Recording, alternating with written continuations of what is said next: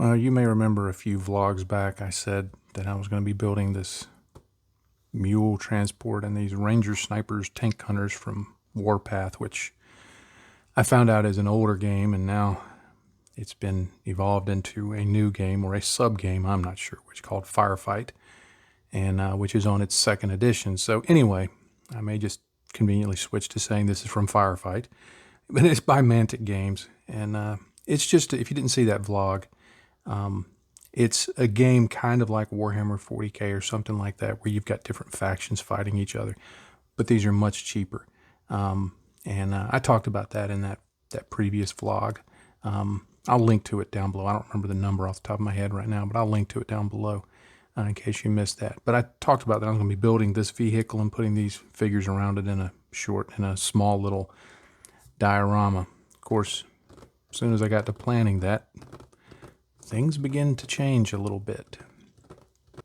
I thought, you know what a diorama needs? Why, a diorama needs some terrain. So this is also from Mantic Games. It's part of a series that they have called Terrain Crate, which is just lots and lots of terrain sets for different types of games, whether it's science fiction, medieval, fantasy, World War II. They just got a whole load of them, and you just get this box full of terrain pieces that you can put together in whatever way you want. So I got this one called Forgotten Foundry. So of course, I'm thinking of how I'm going to get the vehicle on here and the other figures, and I've got this whole thing here, and then it dawned on me that, maybe I'm still missing something. So I ordered these Marauder Commandos from Mantic Games Firefight, second edition, and these will be the bad guys in my diorama. It's gone from probably was going to be a display about this big to I'm not even sure how big it's going to get, because I've yet to plan all that out. And it's gone from me thinking, okay, this will be one episode, to I'm pretty sure I'm going to squeeze 6 or 7 out of this. So the project has grown quite a bit. Now, the terrain set has to have well over 100 pieces in it. And at first I was looking at it and I'm like, how the heck does all this go together? And then I realized they've got these, pardon my shuffling around, they've got all these little connectors like this. And the idea is that they slot into these little holes here. And so you can put 2 pieces together like this, and there's a connector to connect them. Or you can put 2 pieces together like this, and there's a connector to connect them. You can do them as floor pieces and then a wall piece like this. There's all sorts of ways, because they have all of these different shaped connectors to make things go together. They even have things like this computer panel to put on a wall. It's a connector piece. And if you just want to glue it in the middle of a wall, well, you just clip off the pegs that facilitate being a connector. Here's a light that's supposed, like a floodlight kind of thing, that's supposed to go on the outside of it, and it's a connector piece.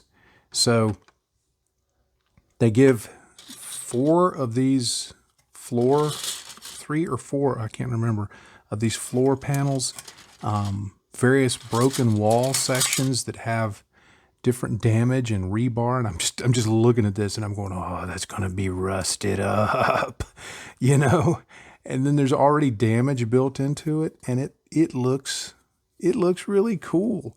Loads of these pipes, and you can see over here you can put these pipes together, and there's all sorts of pipe sections and connectors and configurations. So you can make that as extensive as you want, or have multiple sections of pipe. You've got these things that hold them up like that. They've got these 2 pieces. If you see this right here, that's these 2 pieces that they go together like that. And I was looking at that, and that is going to present kind of a fairly wicked seam. But I did think about, well, I could just take half of it and glue it up against one of the walls, and make it look like, well, that's just how it's meant to be. They've got whatever this thing is that you can stick on a wall. It's just a way that you can add more greeblies to everything. You can connect a pipe there. They've got this, which you can also connect a pipe to. Stick that on the outside or the inside of a building. So there's a lot of possibilities with this terrain set. They've got fencing and railing to put up on upper areas like up here. They've got these things which can look like a conveyor belt, or it could be I've even thought about it being a catwalk up on top. There's a lot of possibilities. I doubt I'm going to use all of it in the diorama, but I'm definitely going to have at least one building and maybe some scattered broken walls here or there and some equipment laying around. My idea right now is that the bad guys will be hiding out in the building like they're waiting to ambush the good guys. And that's, in my world, everything is good guys, bad guys. And that works for the bad guys, always. But they'll be hiding out somewhere in the building waiting to ambush these guys, and these other guys will come walking up with their vehicle. And I'll do some kind of presentation like that. But yeah, I was real impressed with this set and how much flexibility there is with it. Now the Marauders sprue, and they're really just orcs. That's what they are. I mean, you can see the picture here, and some of the variations on the back. And you paint them green, they got big teeth. But they've got 10 figures that come in the box. I'm not going to use all 10. I'm probably just going to use 4, 5, 6. I'm not sure which. But you can see they've got loads and loads of arm options. A lot of them have these big, I guess they're going out to eat because they've got their forks and knives with them. And then they got some big guns, and they do the mantic system of you look for, there's a corresponding letter between, if a gun has a second arm associated with it, like they're holding them like that, then you look for the corresponding letter to put those on. But they've got others that are holding knives and axes and, double carrying pistols kind of stuff. So there's a lot of options for what you put on there. And then it's kind of funny. Hang on, let me turn off the autofocus. They've got all these different heads. I don't know if you can see those here. There they go. But you got like the guy that I guess is the commander, because he's got the peaked cap on. And then they've got everything from guys wearing gas masks to hats to helmets, goggles. This guy's got a kind of a spiked helmet on. So they've got a lot of fairly comical looking heads that you can put on them. And you can see that the detail on it is pretty good. Again, like I was showing with the Rangers, it's not Citadel sharp. It's not Games Workshop sharp. For comparison, you can look, here's the body of these orcs, and here's a Games Workshop orc. So you can see that, the Games Workshop is sharper. I mean, there's no doubt about that. But it costs a lot more. And my goal in this is, in this whole project, is to show there is an alternative. Because I've been looking for one. I've had, well, I don't want to say a lot, because with me it's all relative numbers. A lot of people asking me about anything, aside from comments and videos, is like 10. But I've had 5 or 6 people that have contacted me, and a couple of them multiple times. And they said, hey, it looks really fun when you put together these Warhammer kits, but man, they're expensive.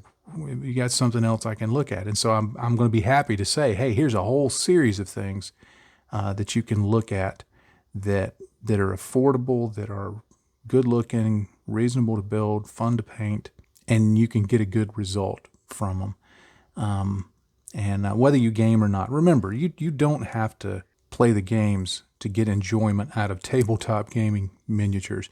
And there's such a wide range of them. So, if you've been building traditional models and you think, I don't want to get into tabletop gaming. I'm not advocating. I mean, there's nothing wrong with tabletop gaming, but I'm not saying, hey, you need to get into tabletop gaming. I've never played.